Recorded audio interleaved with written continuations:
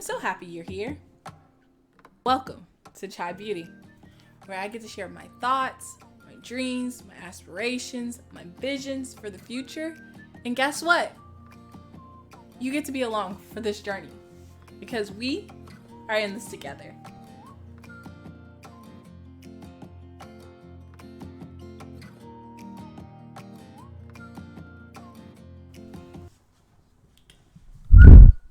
That's all I can say. Because now that we've talked about what are boundaries, we go with what are boundaries within. So the book tells the story of the Good Samaritan, but then it gives you the what ifs. And so that was really insightful. Again, you should get the book. But basically, it said, what if the person that was helped started complaining, saying, I need you to be with me more. I need you to help me more. And the Samaritan decided that they weren't going to go off and do their business in Jericho. They were actually going to stay there and help that person that was injured. And this person, basically the Good Samaritan, had business to take care of. And that business, due to the lack of boundaries, they missed out on that business. And potentially their business could go bankruptcy. And that really had me thinking about, like, the book talked about pressure.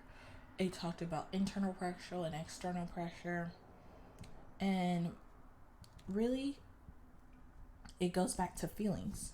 And so in this section, it says, feelings should neither be ignored nor placed in charge. They are signals that alert you to be aware of the condition of your heart.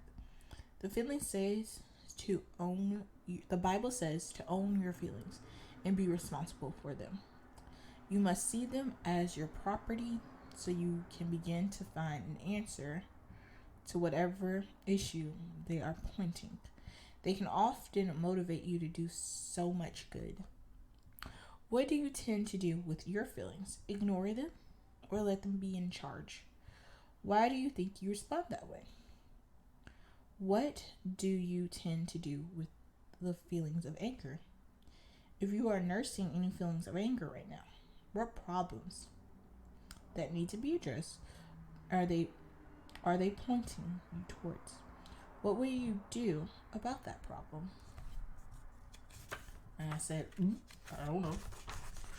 You tell me, right? Give me the answers to it. But literally, what does your heart say right now? Have you even talked to your heart today? Have you journaled? Have you gone to therapy?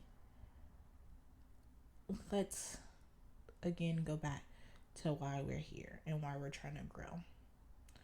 What is in your heart that you've ignored, you soothed, or you just plain said that's not really the feeling? And let's talk about it.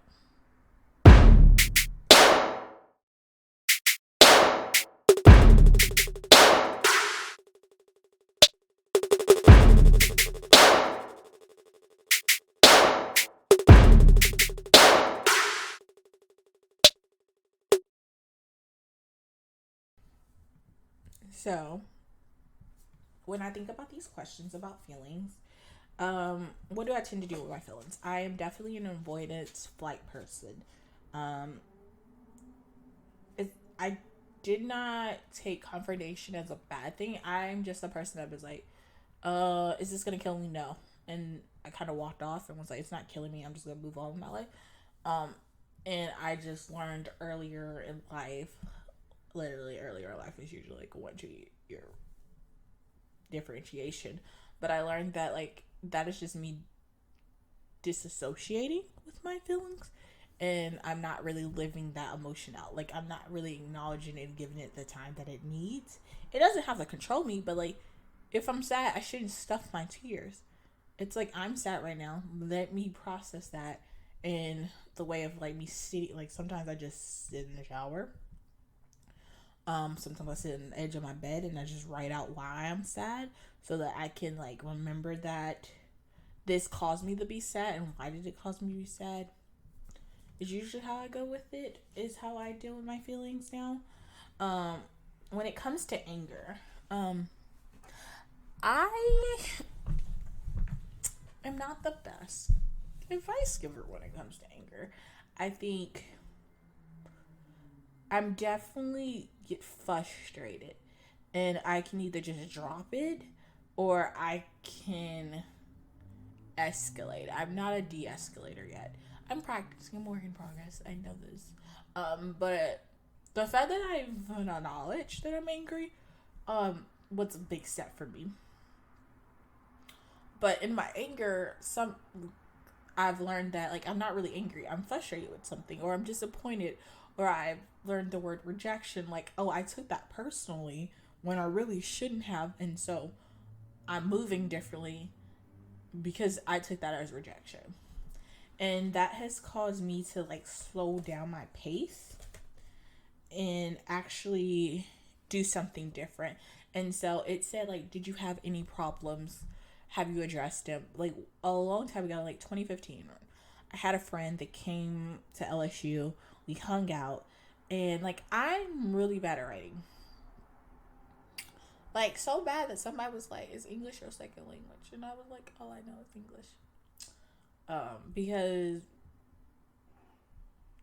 I'm just not that really good at it in some parts, and I haven't really got to the root of that. I think it's just my brain sometimes sees a whole entire word, not as like a whole entire word there, like, and I keep going. And because I wasn't very good at writing, it was really one of those insecurities for me. And this person had very good intent, and they were just, and we had just like gotten a little spat. I wouldn't even call it an argument. It was like we just was like da da da da, and I interpreted like, even though they said it in the like, you know how like in the TikToks they be like, I went to the store, and then they played the back, and it was like, girl, I went to the store, I did da da da. Like they make fun of like what you think you sound versus what you sound. And so it was a situation where this person said it so nicely and so sweetly, but I interpreted it so bad that I actually ignored this person for a long time. Not my proudest moment. And then it's now 2023, and honestly, we were playing a question game, and they were like, and I had the question of like, what's your least favorite memory of me? And then this person asked me, what's your least favorite moment of me? And because I had worked through it already, I was like, oh, my least favorite memory was this story. Like, you said this to me, and I didn't talk to you for a whole bunch of times. And this person was like, oh, I thought you just didn't talk to me because you were busy, but the fact that I hurt your feelings said a lot. And I was like, oh, yeah, my bad. But like, also, I didn't give you opportunity to explain yourself. I just bounced because that was me being me. And so that also taught to me about my attitude and how your attitude can affect your beliefs, but only you can change them. And I was like, my poor attitude, like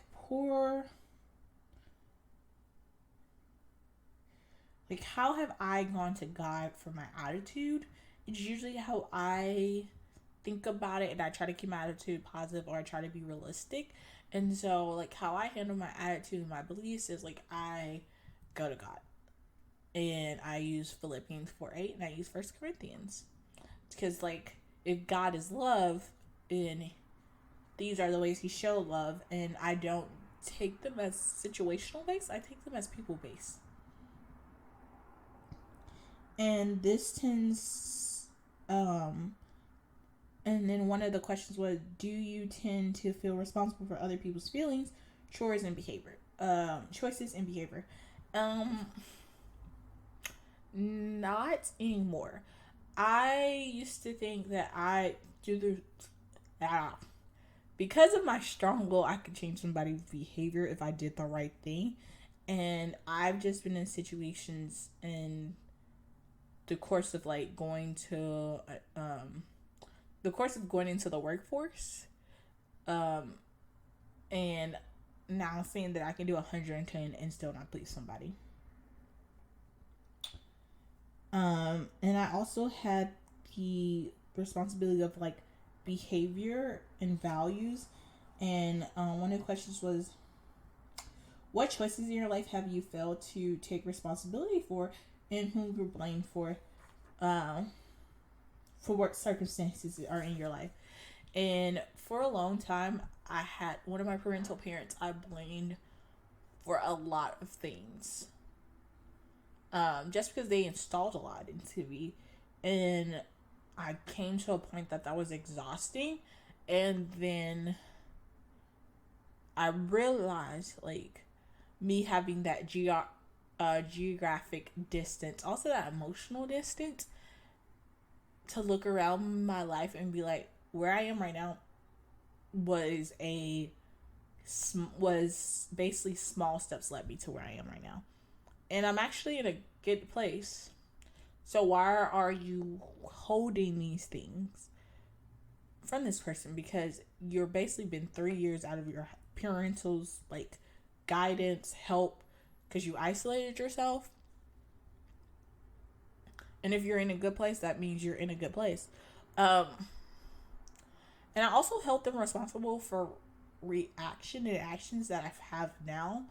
But I've also learned how to reteach myself to be like, oh, I know that's your initial gut response, but that's not a good initial gut response, and you need to change that. And so that goes with the thoughts process and the desire and the love. And so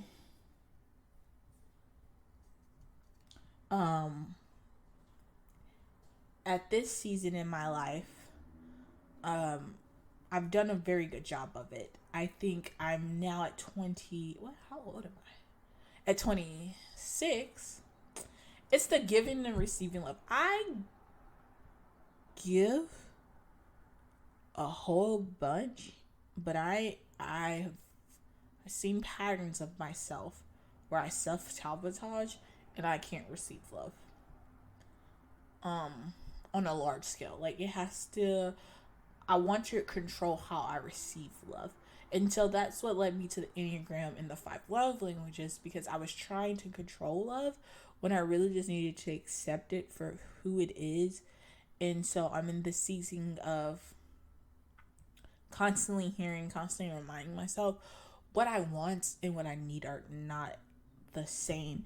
And so, in that being said, when we're talking about love, the question is just how are you working to take more responsibility this week? In what areas are you doing a fairly good job at taking responsibility? What do you answer to how healthy is the outflow of love in your life?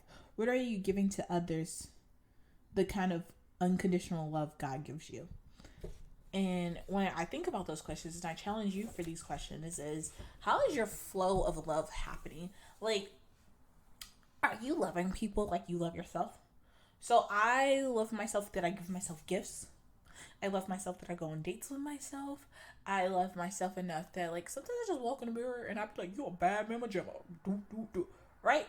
So, am I doing those things for other people? Am I telling people, like, I love you? Am I telling people, you a bad mama Gemma? Do. Right? Am I giving out what I want to receive?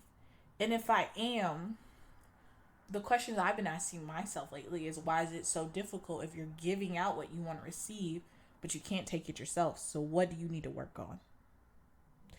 And so I have to ask you yourself that. How are you controlling the flow of your love? And what are you working on next?